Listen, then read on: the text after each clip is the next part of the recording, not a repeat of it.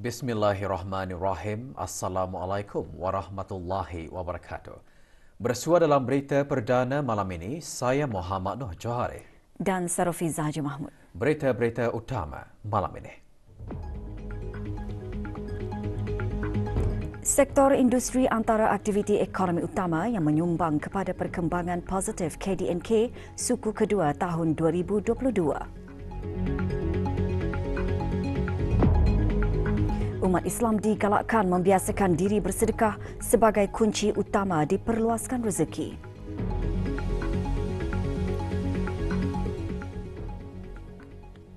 Status harian amal baharu COVID-19. 6 kes berada dalam kategori 4 iaitu memerlukan bantuan oksigen dan di bawah pemantauan rapih. Kementerian Kesihatan memaklumkan 365 kes dilaporkan sembuh hari ini.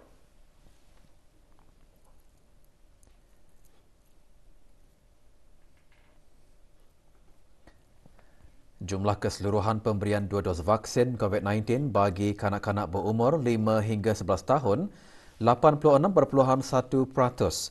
Bagi remaja berumur 12 hingga 17 tahun yang mendapat 3 dos vaksin, 61.6%, dan liputan bagi rakyat dan penduduk negara ini yang mendapatkan 3 dos vaksin, 78.6%.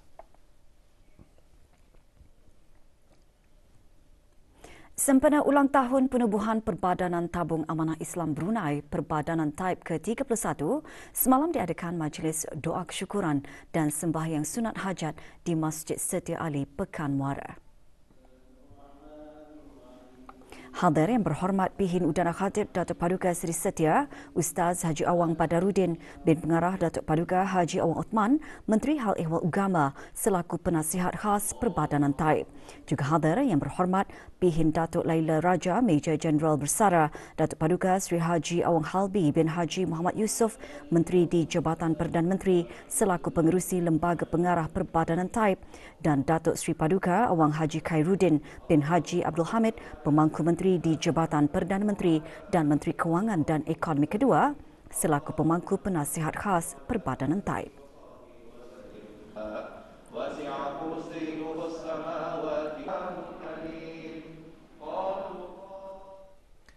Pandemik COVID-19 memberikan banyak pengajaran yang berharga dengan keperluan untuk mempercepatkan transformasi digital.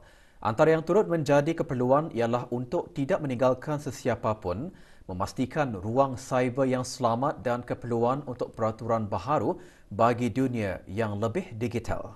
Menteri Pengangkutan dan Infokomunikasi mengkongsikan perkara tersebut semasa menghadiri Singapore International Cyber Week SICW dan persidangan Menteri-Menteri ASEAN mengenai keselamatan siber AMCC ke-7. Persidangan selama 3 hari itu berakhir kemarin di Sense Expo and Convention Centre, Republik Singapura. Semasa sesi meja bulat yang berhormat Pengiran Datuk Seri Setia Syamhari bin Pengiran Datuk Paduka Haji Mustafa yang juga selaku Menteri Bertanggungjawab bagi Keselamatan Siber Negara Brunei Darussalam berkata, domain digital menjadi lebih penting dalam kehidupan seharian dengan ancaman yang lebih serius dan mencabar. Tambahnya lagi, domain digital yang tanpa sempadan memerlukan kerjasama antarabangsa ke arah membina rangka kerja teguh bagi melindungi ruang siber dan menggalakkan keyakinan dan kepercayaan terhadapnya.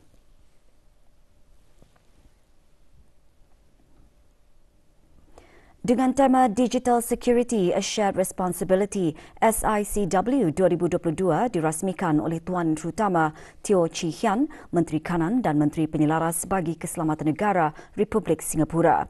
Semasa SICW 2022, Menteri Pengangkutan dan Infokomunikasi juga berpeluang memerhati dan menyokong para pelajar dari Universiti Teknologi Brunei UTB yang menyertai Singapore Cyber Conquest SCC. Pusat Dakwah Islamiah melalui urus setia program keagamaan belia Badan Sukarelawan Belia Dai awal pagi tadi mengadakan program Pejuang Fajar. Program berlangsung di Masjid Perpindahan Lambak Kanan. Hadir Pengiran Datuk Seri Paduka Haji Muhammad Tashim bin Pengiran Haji Hassan, Timbalan Menteri Hal Ehwal Ugama. Majlis dimulakan dengan bacaan surah Al-Kahfi beramai-ramai. Tazkirah bertajuk Tadabbur Surah Al-Mutaffifin antara lain menjelaskan agama Islam menggalakkan untuk berniaga namun harus menjaga batas-batas yang disyariatkan oleh agama Islam. Program antara lain bertujuan mengimarahkan masjid dengan pelbagai aktiviti bermanfaat serta mengajak dan menggalakkan jawatan kuasa Belia Dai sebagai ahli rasmi serta orang awam untuk sentiasa melazimi sunnah Rasulullah sallallahu alaihi wasallam untuk membaca surah Al-Kahfi setiap hari Jumaat.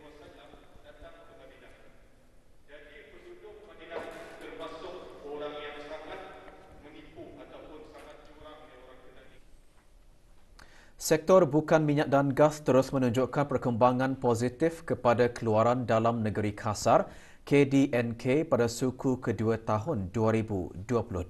Aktiviti ekonomi utama tersebut ialah sektor industri yang menyumbang sebanyak 72.7%, diikuti oleh sektor perkhidmatan 26.3% dan sektor pertanian, perhutanan dan perikanan 1%.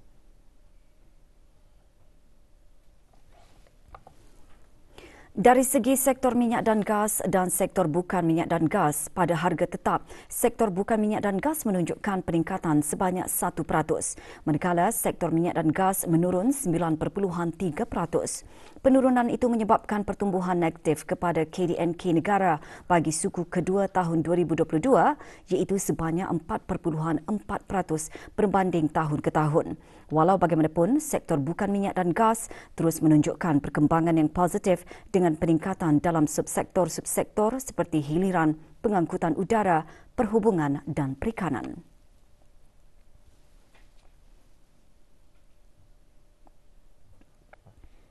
Sementara itu, mengikut pendekatan perbelanjaan, penurunan pertumbuhan KDNK pada suku kedua tahun 2022 didorong oleh penurunan ekspor barangan dan perkhidmatan 7.9% tahun ke tahun.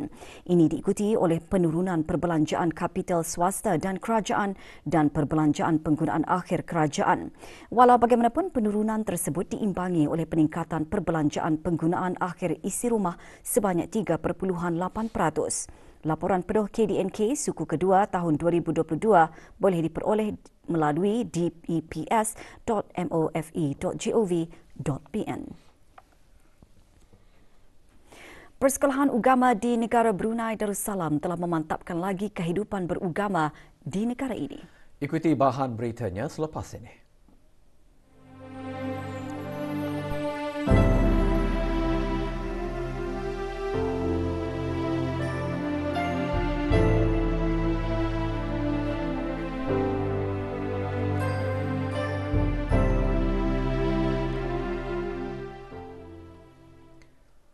Kementerian Kesihatan menasihatkan orang ramai mengenai status ubat batuk jenis sirap di negara Brunei Darussalam berikutan amaran yang dikeluarkan oleh Pertubuhan Kesihatan Sedunia WHO mengenai 4 produk ubat batuk jenis sirap yang dipercayai mengandungi bahan kimia toksik yang tinggi berkaitan tragedi kematian 66 kanak-kanak di Gambia.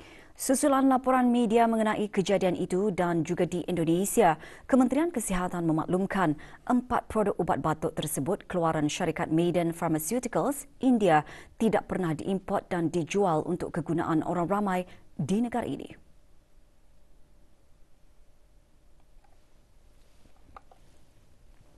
Kementerian Kesihatan dalam siaran akhbarnya juga memaklumkan keempat-empat ubat batuk yang terjejas tidak berdaftar dengan pihak berkuasa di negara ini.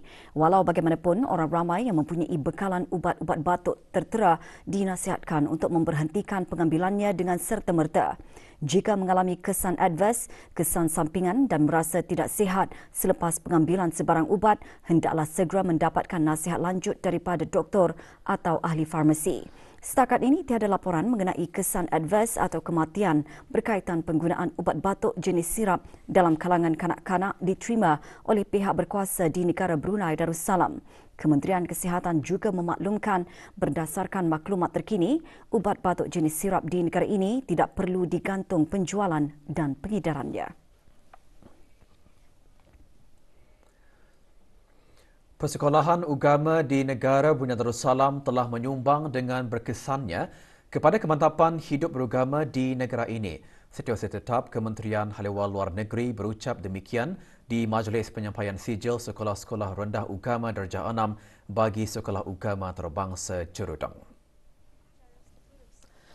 Pengiran Datin Syazainah binti Pengiran Datuk Paduka Haji Sharafuddin seterusnya berkata, kerjasama rapat antara guru dan ibu bapa atau penjaga murid sepanjang mereka mengikuti sekolah agama mahupun dalam waktu-waktu melalui peperiksaan telah mewujudkan jalinan hubungan yang sangat istimewa. Dear students, I would like to speak directly with you all. I know the best way to attract your attention is to converse in English. Let me begin by offering my congratulations.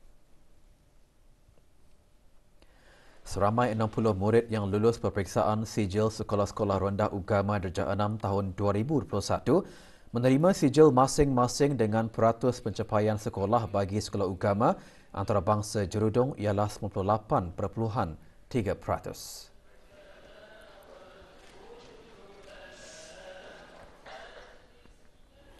Majlis Pengundian dan Pemilihan Calon Penghulu Mukim Telisai dan Ketua Kampung Telisai yang bermula Rabu lalu berakhir pagi tadi. Majlis berlangsung di Sekolah Rendah Tumpuan Telisai. Dalam ucapannya, Awang Muhammad Amirul Hadi bin Haji Muhammad Tajuddin, pemangku pegawai daerah Tutong, menggariskan pilihan yang dibuat mestilah tepat demi masa depan kepimpinan yang bakal diterajui oleh seorang penghulu mukim dan ketua kampung. Calon tunggal bagi mengisikan jawatan penghulu mukim Telisai ialah Awang Haji Haslan bin Haji Shahbuddin, 55 tahun. Manakala Awang Sofian bin Haji Muhammad Yusof, 47 tahun pula, calon tunggal bagi mengisikan jawatan ketua kampung Telisai.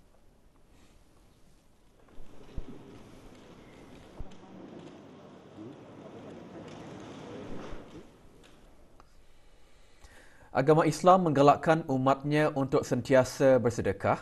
Membiasakan diri dengan bersedekah merupakan kunci utama diperluaskan rezeki oleh Allah Subhanahu Wa Taala kerana semakin banyak wang, harta, ilmu ataupun khidmat yang disediakan, akan bertambahlah rezeki yang dikurniakan oleh Allah Subhanahu Wa Taala kepada umatnya. Perkara tersebut antara intipati khutbah Jumaat bertajuk Sedekah Amalan Terpuji.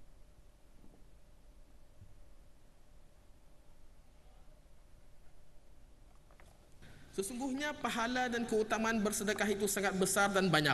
Ini jelas terbukti dengan banyaknya dalil dari Al-Quran dan hadis Rasulullah SAW yang banyak menyebutkan tentang ganjaran dan kelebihan bersedekah. Antaranya, pertama, mendinding diri daripada api neraka. Kedua, Allah Subhanahu Wa Taala akan menggantikan harta orang yang bersedekah.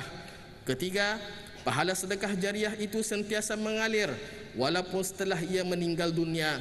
Ahli Jumaat yang dirahmati Allah, bersedekah bukanlah suatu amalan yang boleh dipaksakan. Oleh itu, cukuplah kalau kita bersedekah dengan sesuatu yang mudah, biarpun nilai atau kadarnya sedikit. Bahkan jangan sesekali-kali barang itu atau nilai yang sedikit itu menghalang kita untuk bersedekah. Ini kerana biarpun sedikit, ia tetap bernilai di sisi Allah Subhanahu Wa Taala.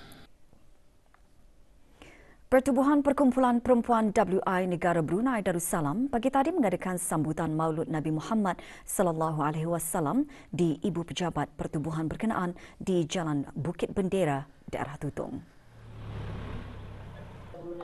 Majlis diisikan dengan ceramah khas bertajuk Akhlak Rasulullah sallallahu alaihi wasallam yang antara lain menyeru agar meneladani akhlak serta kepribadian Rasulullah. Majlis merupakan antara aktiviti keagamaan pertubuhan berkenaan dalam menyemarakkan hari kelahiran junjungan besar Nabi Muhammad sallallahu alaihi wasallam. juga mengadakan majlis serupa Persatuan Penyanyi, Pemuzik dan Penggerak Seni. Majlis diadakan semalam di Surau Lapangan Terbang Antarabangsa Brunei Perakas. Hadir Meja Bersara Haji Manaf bin Haji Kamis, Penasihat Agung Persatuan berkenaan.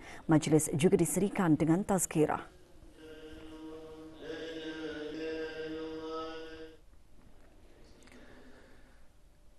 Projek pencinta kalam Allah Persatuan Pandu Puteri Brunei Darussalam yang melengkapkan bacaan 30 juz Al-Quran petang tadi diraikan dengan Majlis Khatam Al-Quran kali keempat. Majlis berlangsung di Ibu Pejabat Persatuan Pandu Puteri Brunei Darussalam.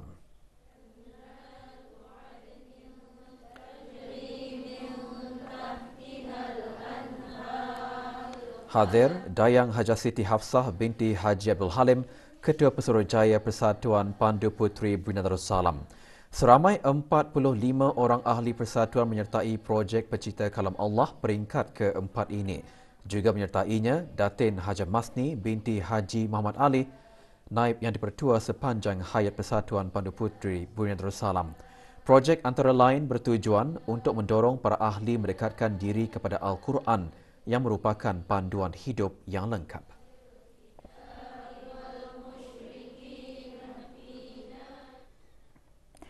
Kementerian Kesihatan melalui Gabungan Tenaga Kerja Jabatan Perkhidmatan Psikiatri, Bahagian Psikologi Masyarakat dan Psikologi Klinikal, Unit Strategi Kesihatan Mental kemarin mengadakan bengkel bertajuk Komunikasi Kesihatan Mental secara maya.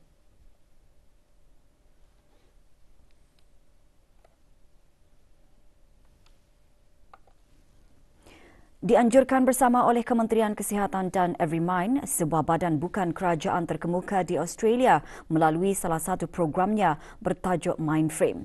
Program merupakan program kebangsaan yang menyokong pelaporan media yang selamat, penggambaran dan komunikasi tentang bunuh diri dan kecelaruan mental.